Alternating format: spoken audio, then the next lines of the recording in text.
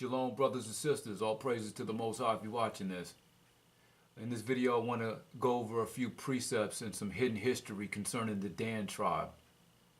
As I've said before, some of this stuff concerning the Danites you'll never find in your Israelite sects, or what they're calling camps today, or your Israelite groups, and definitely not in your religious institutions. This is hidden knowledge and hidden history that I'm about to go over concerning the Dan tribe.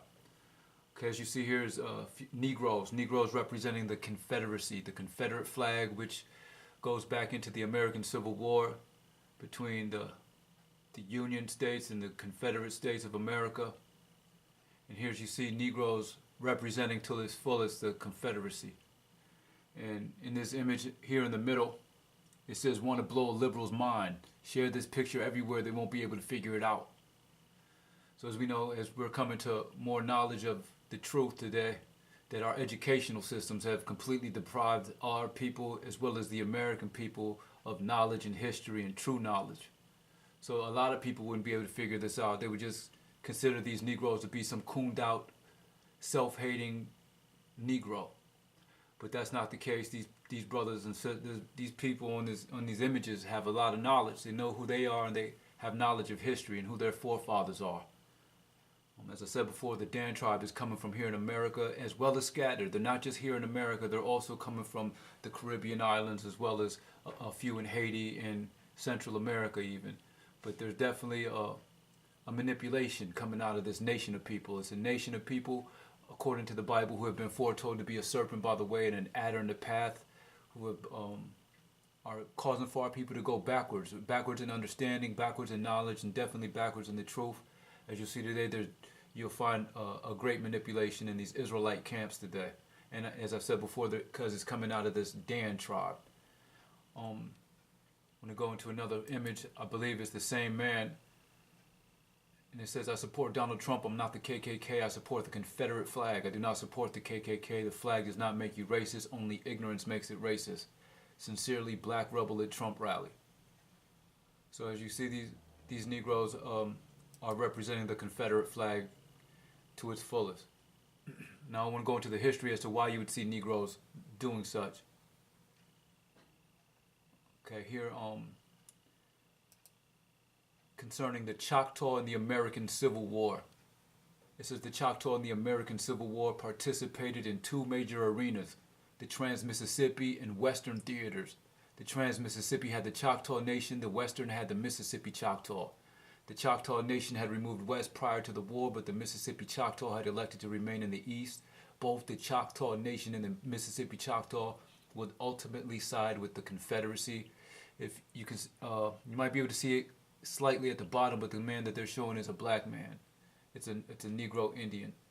But as I said, these Negro Indians are definitely from the tribe of Dan and have joined not just with the Confederacy but with the American cause and the agenda of the American people, of the American leaders, the heads of the people. Right here it says the U.S. and its allies. This is the War of 1812 and Tecumseh's War.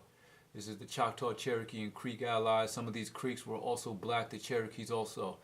Chickasaws also should be here because they've always been allies to the United States. Tecumseh had a confederacy of indigenous peoples who were on the other side of the United States, who were he had even journeyed south. Tecumseh is from my area of the world in the Midwest, went down south to where these Negro Indians and other indigenous tribes were and tried to join a confederacy of indigenous to remove the white man and his power from their lands. And of course, as you see, the Choctaw and Cherokees, they stayed with the American people, their faithful allies. Also here it says some Choctaws identified with the Southern cause and a few owned slaves. So the main reason the Choctaw Nation agreed to sign the treaty, however, was for protection from regional tribes. It's important knowledge also because not just were they identifying with the Southern cause and owned slaves, they also ran to the so-called white man for protection from regional tribes. So they also stayed and remained faithful allies to the American people. Right here it says in the Reconstruction Treaty, the Choctaw and Chickasaw nations had a single Reconstruction Treaty, the Choctaw and Chickasaw Treaty of Washington, 1866, in which they sold land west of the 98 longitude to the United States for $300,000. Much of this land was previously leased to the federal government and was the home of other Indian tribes. So just from this small passage, you can read somewhat of a conspiracy against the Indians who were leasing lands to the so-called white man here in America. In order to get out of these leases, they signed a treaty with the Choctaw Chickasaws and sold indigenous lands that did not belong to them to the so-called white man and protected them with these treaties. So basically they sold lands that didn't pertain to them and hid behind treaties that were with the so-called white man. And these Choctaw and Chickasaws, as I'm here going to prove, are Negroes. Like just as Negro is the Southern Kingdom. But this is a Northern Kingdom tribe. Okay, so I want to go into a few more images that also go into showing and proving that the Danites or the Choctaw and Chickasaws are definitely Negroes. Well, I want maybe one more point here from the Danites Confederacy.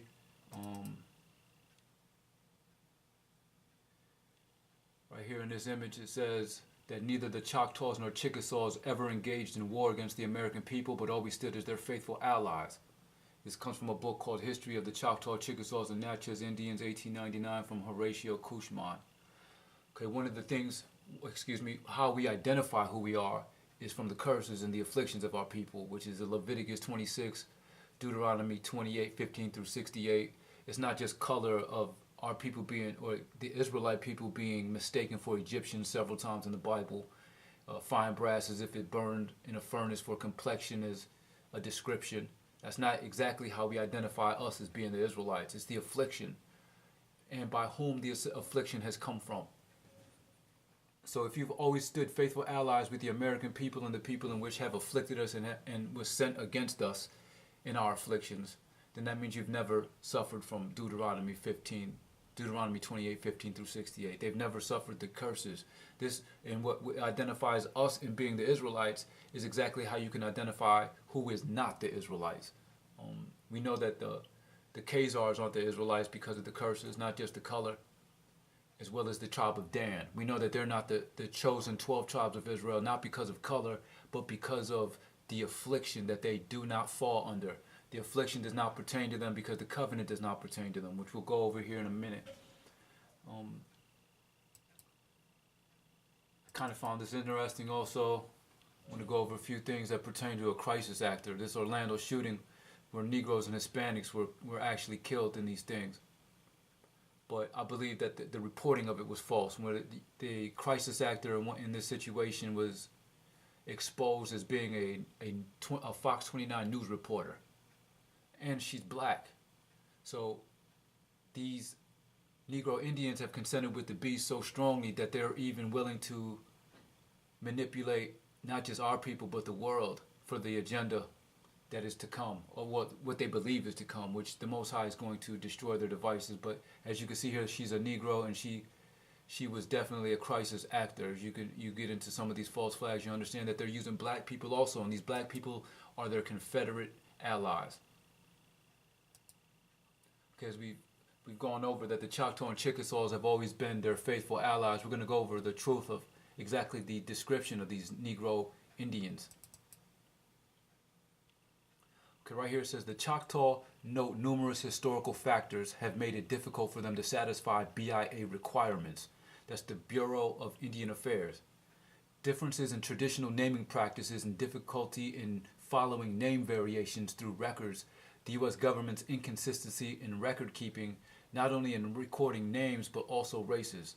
The states classifying all Choctaw as among the black population and recording them as black, effectively ending separate records keeping of them as Choctaw or Indian, and the reluctance of federal officials to accept oral histories of family lineage which belittled the Choctaw Indians. So this comes from Jacqueline Anderson Matt. It says extinction by reclassification, the MOWA Choctaws of South Alabama and their struggle for federal recognition, the Alabama Review.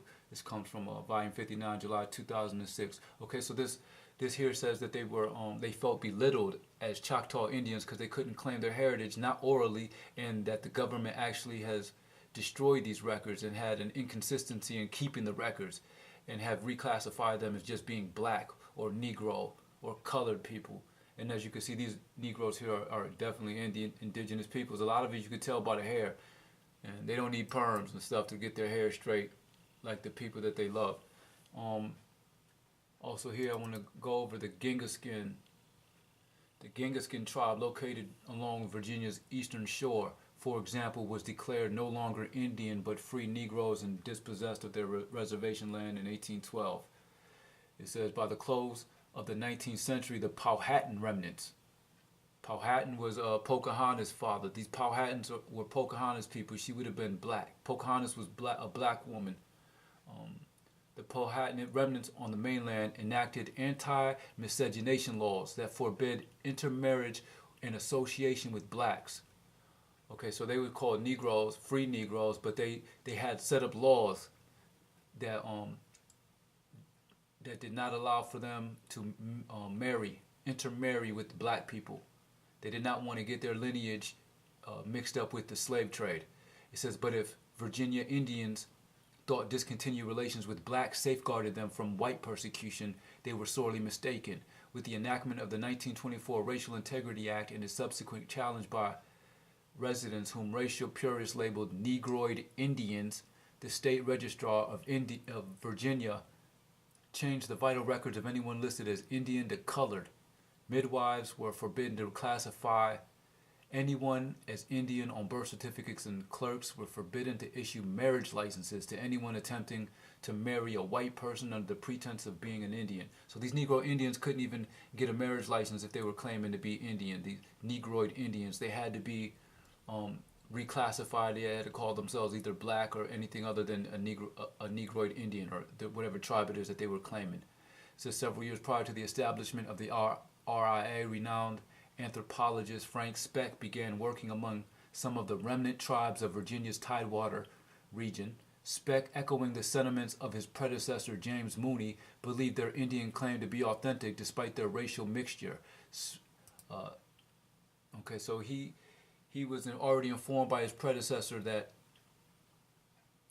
their claim of being Indian was authentic, even though they looked Negroid or were reclassified as being free Negroes.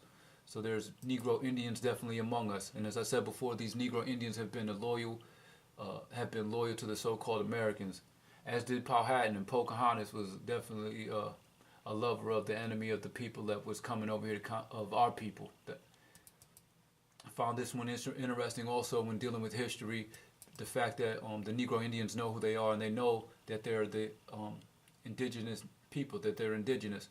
Here, this comes from the 1828 definition of American Facebook page that was recently shut down. I think it was given too much information and too much knowledge on the truth about these Native Americans. It says here, African Americans are not the same race. This is why black folks have hard time coming together. You're dealing with two groups of people, Native Americans and Africans. Virginia passed two acts in 1682 that combined Native Americans and Africans into one category as Negroes. It says Native Americans that was already here, as you can see, black, and Africans, prisoners of war, so-called blacks. Which one were you? Learn your history. Okay, so this came from an actual Negroid Indian who knows that there's two different types of people that are calling themselves African American.